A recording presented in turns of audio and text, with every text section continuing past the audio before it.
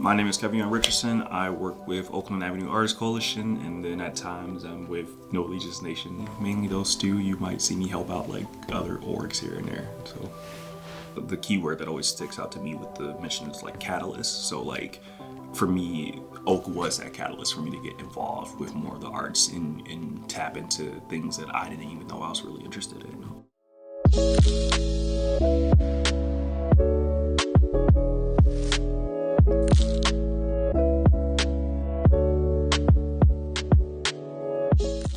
Originally, I didn't even know what the North End was, because I was working at Walgreens in Highland Park, and I would have to drive through here a lot, and I'm like, oh, I'm just driving through another neighborhood. And then eventually, once that store closed, I was volunteering at John Mee's garden when he had a different employee.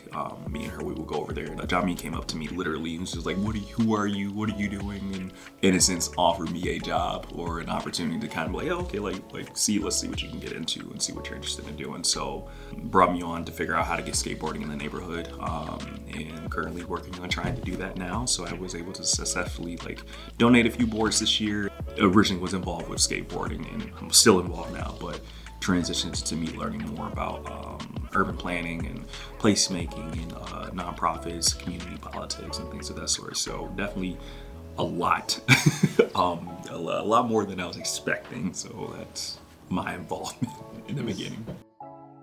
That is how I got started with the North End. Was very unorthodox, it felt like, but to this day I'm grateful for it.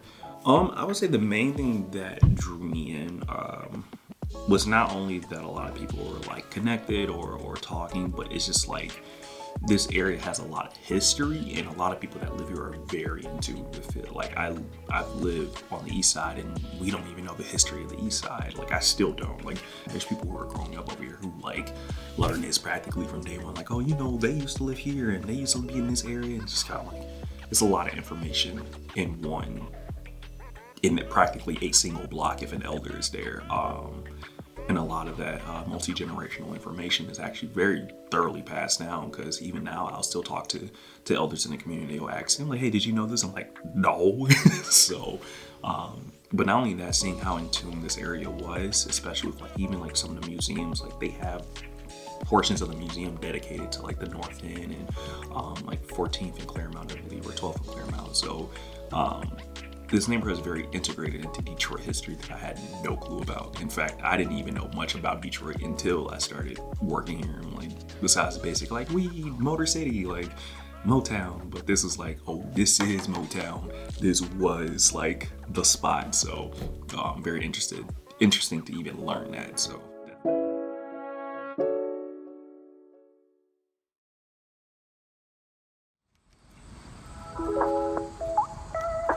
Oak's main mission is to act as like the catalyst to get arts and culture or up and down Oakland initiated. Oak doesn't feel as if it's an organization that's looking to do something to profit from it. It feels more so like the profit is people actually doing it. And a lot of people, even myself at times, we don't think we're artists. And then we start doing something that's art, and like, oh, we are artsy fartsy. I've always had an interest in cameras, but I would say being with Oak made me solidify a lot of that aspect of like, oh, like I am doing art, like I can consider this art, because I want to say I would not have a camera, but I wouldn't be doing it as heavily. Oak has definitely been successful in the integration of doing their mission while also having people feel like they're learning or being a part of something new. So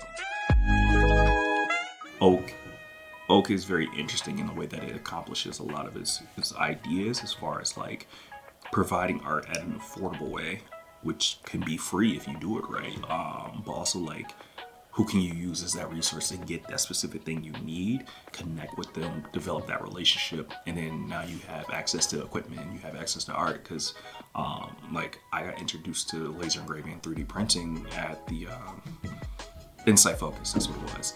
And I was just in there trying to learn how to make a picture frame, because that's what I'm like, oh, I want to sell pictures, I want to make my own frames, right? And like being able to make that connection with these people, because not only that John Mee knew them, but the organization knew them, So I think it's very interesting to be able to connect with people, learn these new things for free that you thought you would probably have to pay thousands of dollars for. Like, I used to think 3D printers were like expensive. You know, I think understanding what resources are available to you has always been very important. Even when we have our kids, like, I try and teach them the same thing. I still try to instill with them, like, hey, like, you can do these things at this cost while you're young, and you can do this now, versus like you gotta wait, you know, until you're an adult or something. Like, you can do this now. And I think with Oak, because it's such a multi-generational organization that allows youth to connect with like elders and adults, or adults to connect with youth, there's a lot of information that gets traded through the arts. And I think a lot of Oak has a lot of inspiration that gets drawn out from artist to artist.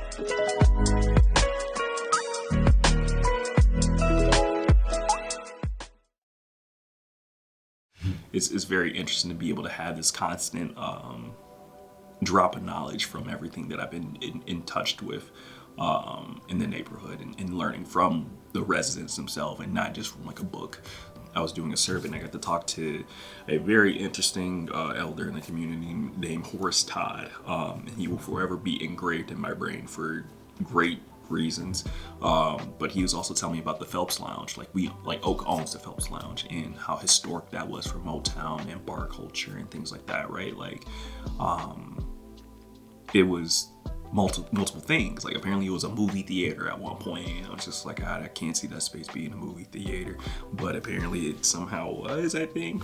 You know, it's very interesting to be able to hear those stories and see how in touch the people were with living in the neighborhood. Considering all the history that is just rich down Oakland, I do believe that Oak so far has been able to fulfill that aspect of providing art, showcasing art, and then seeing people do art. I've always been a main advocate for authenticity, and if it's not legit, I don't want to be a part of it. So with the North End specifically, there's so much authenticity that still exists here that it's very heartwarming to see it, but it's also very sad to see it go. Like, there's more to this than just us having houses and us being in the area. Like, there's a time and a place that a lot of things have shifted and changed. So with the North End, that's like an everyday thing where it feels like I'm listening to my granddad talk to me as I'm working through the neighborhood, because I'm like, oh, this is a new historic thing. This is new. That's old. That's old. That's old.